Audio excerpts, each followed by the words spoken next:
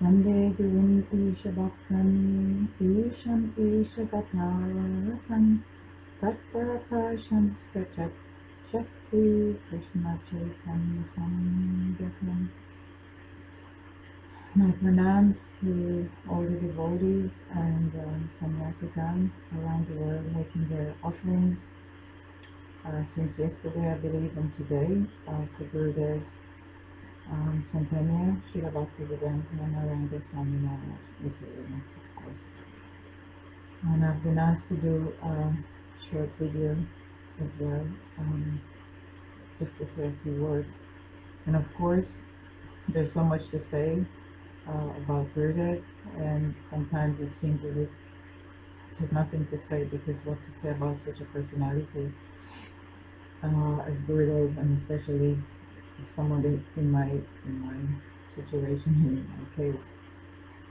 I feel like I'm just a fetus in Gurudev's womb, still trying to root myself in this Bhakti Yoga process, and still feel as though I can't even get my 2 foot steady, what to speak of getting rooted. So what to say in my case, it's hard, but of course Gurudev has given so much to all his disciples, and so there's always something to say. It's just where to draw from. There's so much to draw from. Where to start, where to begin with such a personality that has given everything. Is like trying to eat a whole cake, but just a tiny little piece of that cake, if I can say just a few words. I think for me, what I will try to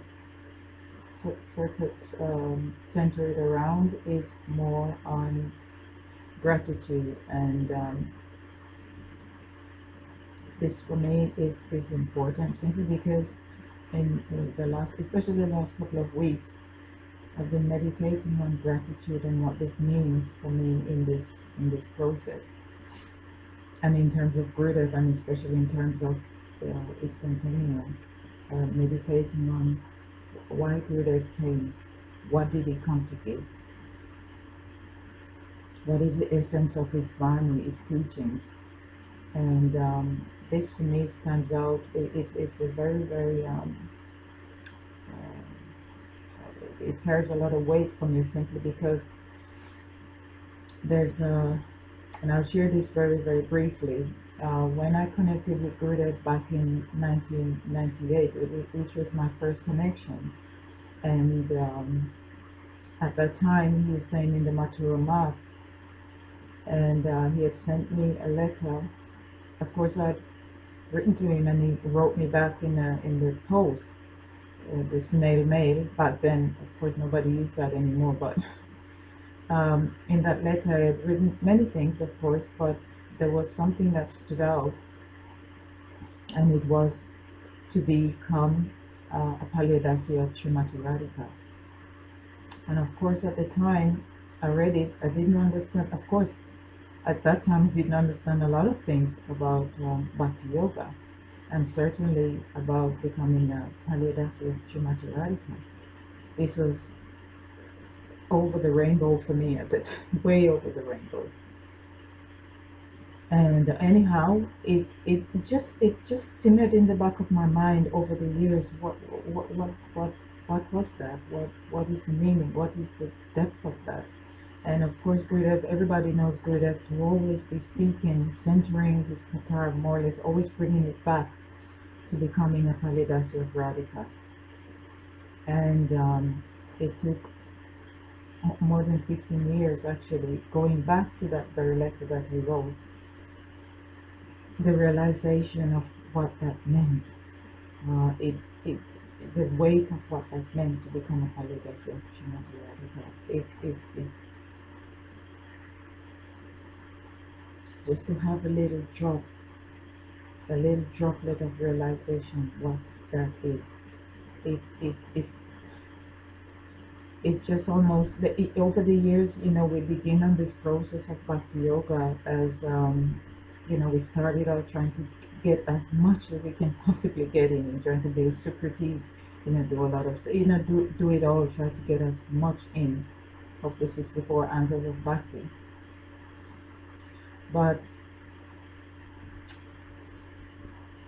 to have that realization, that almost like a momentum shift in understanding and realization, in comparison to in the beginning process, what we had to, all the things that we had to do to come to that realization, even if it's just a moment's realization of what that is, of that what Gurudeva wanted to give, or what he wanted us to understand, the gravity of becoming and aspiring to become a Paludasya of Srimati Radhika. To have that understanding, to me is the most important aspect of Bhakti Yoga.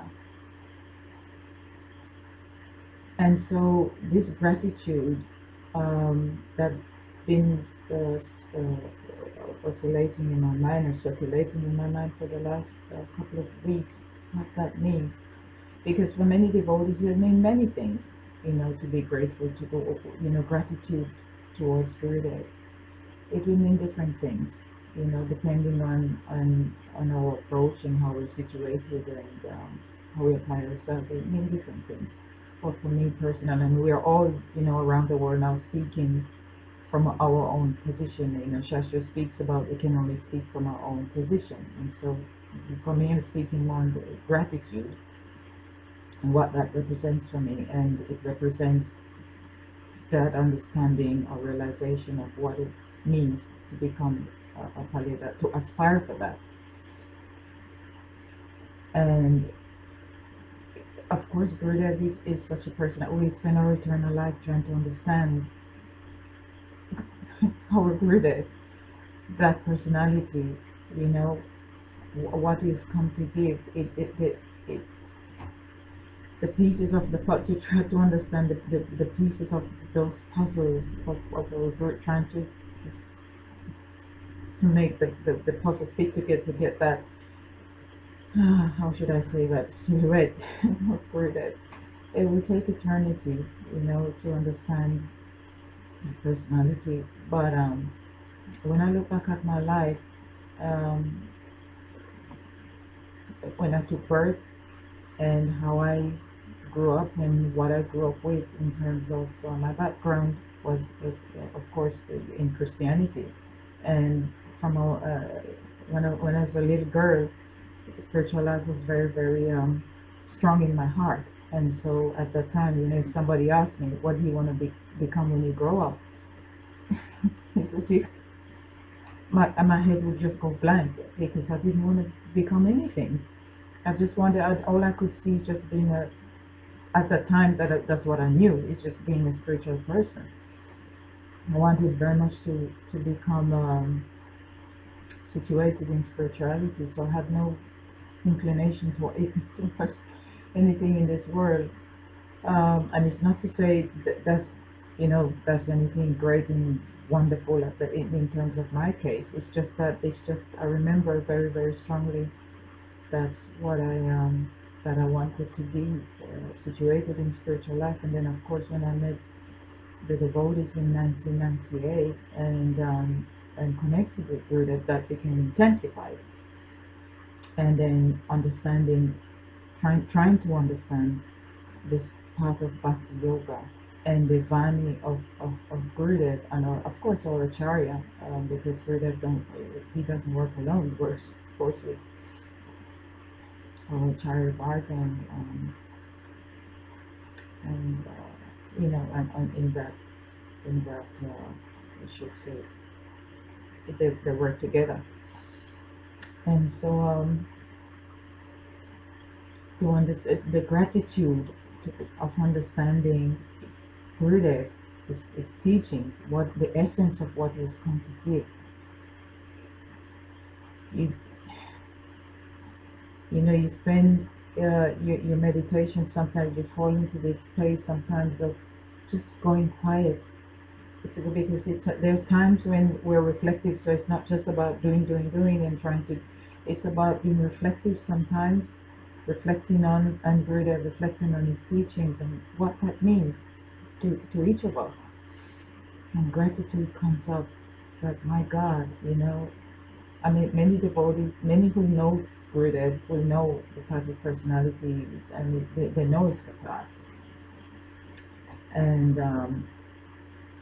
And it's not just because I'm his disciple or trying to be his disciple that he could be seen that, oh, just biased because he's your guru.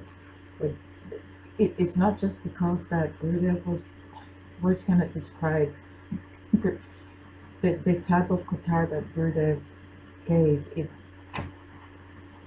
So I'm speechless at times. The quality and level and depth of Qatar that is given. You spend your eternal life trying to understand that. But for me, in all of the Qatar that he has spoken, and each devotee will find something of it to be the essence of what he has come to give. Again, depending on how they apply themselves to the process and how their seva.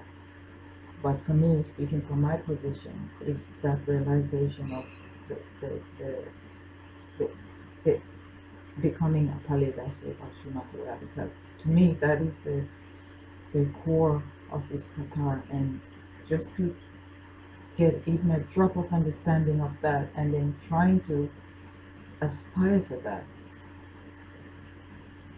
The gratitude just to have that understanding and realization.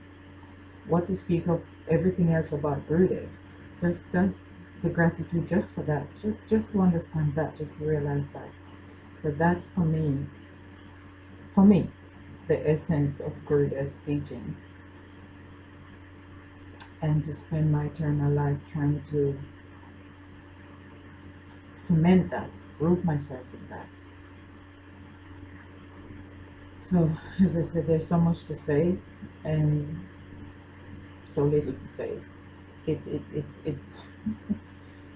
It's a very inconsiderate thing when it comes to Guru, truthfully. But I will end here anyhow because I don't want to make this video more than 15 minutes.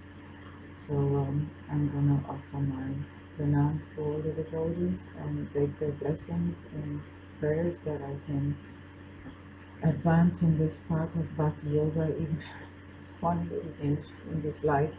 I can make this much advancement in this life, in this short life, then at least my human form of life has been used wisely. Yes, I will end here and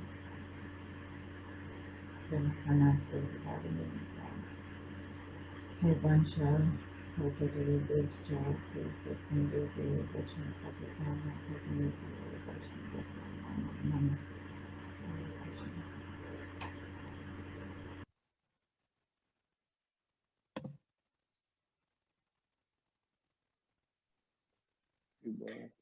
Haribol. Sorry, I just want to just mention one thing. It's because of Srimati Vidyadhari Didi and Shriman Vrindavan Prabhu that myself, my brother, and my little sister were able to even meet Srila Gurudev. So I have respect and have great honor for Vidyadhari Didi, and she's just an amazing person.